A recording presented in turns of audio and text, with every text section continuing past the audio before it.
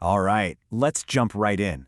In this explainer, we're going to break down the core principles, the history, and the real-world clinical impact of minimal invasive dentistry. We'll be sticking directly to the foundational literature to give you a clear, evidence-based look at the topic. So here's our game plan. We'll start by pinning down what minimal invasive dentistry actually means. Then we'll trace its history, how we got from there to here. We'll unpack its 4 core principles, look at how it all works in clinical practice, and finally discuss why it's now considered the modern standard of care. Okay, first things first. Let's establish a really precise, evidence-based definition of minimal intervention. At its heart, the goal of MID is to totally shift the focus from a surgical model to a medical one. It's all about treating caries as a disease process, where the #1 priority is always to preserve healthy tooth tissue. Now, this is really important. We have to distinguish what MID is from all the things it isn't.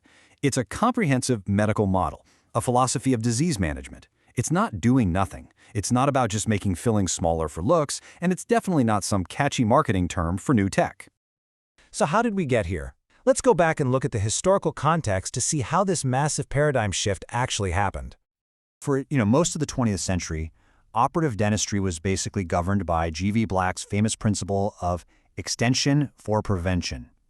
And what that meant was removing perfectly healthy tooth structure just to create preparations that could mechanically hold on to amalgam fillings. It made total sense given the materials and the science they had at the time. This timeline really tells the whole story. You can see how the science slowly paved the way for a new philosophy. It started with Bunokor's work on acid etching back in '55, then Wilson and Kent's development of glass ionomer cements. These were the building blocks. That scientific progress eventually led to Mount and Hume formalizing the MID philosophy in 1997, and it really went global with the FDI position paper in 2000. And that history brings us to the modern framework for MIDS, which you can really structure around 4 core principles. According to Walsh and his colleagues, the whole MID framework can be boiled down to 4 key ideas: recognize, reduce, regenerate, and repair. It creates this really clear clinical pathway that puts prevention and preservation first at every single stage of patient care. The first principle, recognize, is all about early and accurate diagnosis. It's about a comprehensive risk assessment for every patient. So the focus shifts away from just finding a hole to really understanding the patient's entire caries disease profile. Second, we have reduce. This is where we focus on managing the actual causes of the disease, and patient education here is absolutely critical. The goal is to treat caries like a controllable medical condition, not just a series of defects that you have to fill. The third principle is regenerate.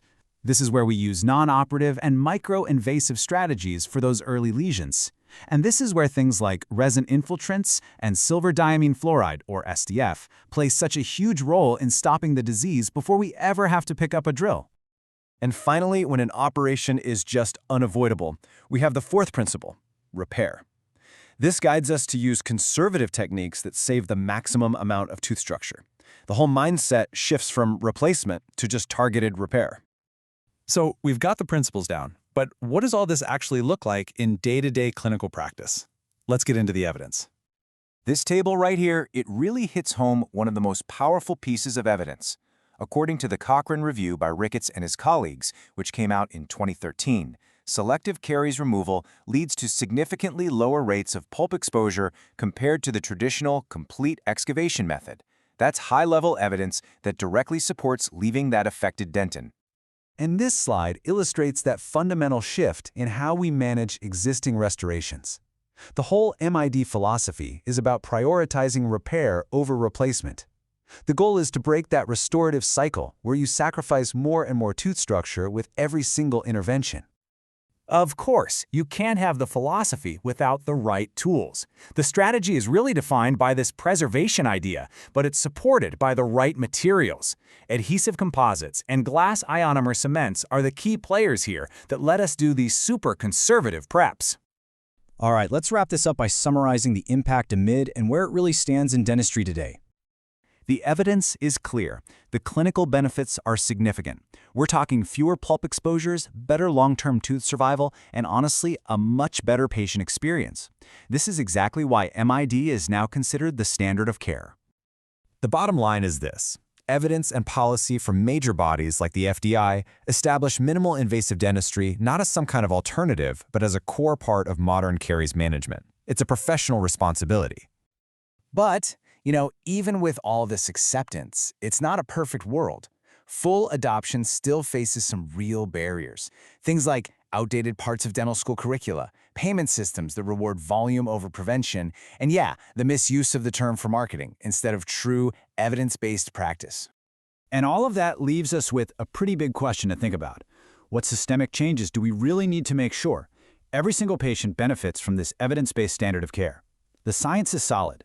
The real final frontier is aligning our educational and our economic systems to match it.